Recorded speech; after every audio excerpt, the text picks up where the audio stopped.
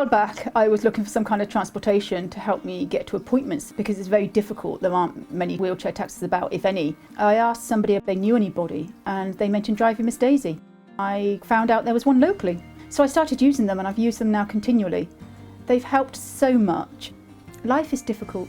I've got so many conditions that affect all of my body, so I am limited in what I can do. They go that extra mile to help, and that means a lot. I would be stuck without them, and I'm very grateful. I'm grateful that I found them, and I'm grateful that they're there. Joran had a real need to get out of the house. I didn't feel it was safe to just put Joran on an ordinary taxi. With a physical disability, there'd be risks, because obviously, you know, a taxi driver hasn't got that additional experience and training of supporting people who are vulnerable. We're not on a bus route. Driving Miss Daisy popped up and I gave them a ring, and immediately I felt, wow, this is going to tick the box. When I spoke to Zorro, it's clear she had extensive experience supporting vulnerable people. Joran had a trip into town once a week with Zorro and he absolutely loved it. And I had complete confidence and faith in their systems and their safety, and the booking system was easy.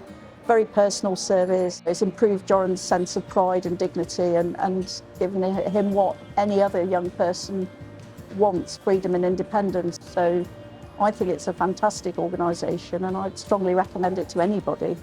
Nora had CVD, cordial basal degeneration. It starts off in your fingers, they don't work, and then your hands don't work, and then your legs don't work, and it gradually crawls up your body. We got in touch with Driving Miss Daisy via the Nuffield Orthopaedic Centre and said, we don't really want hospital visits, we want days out.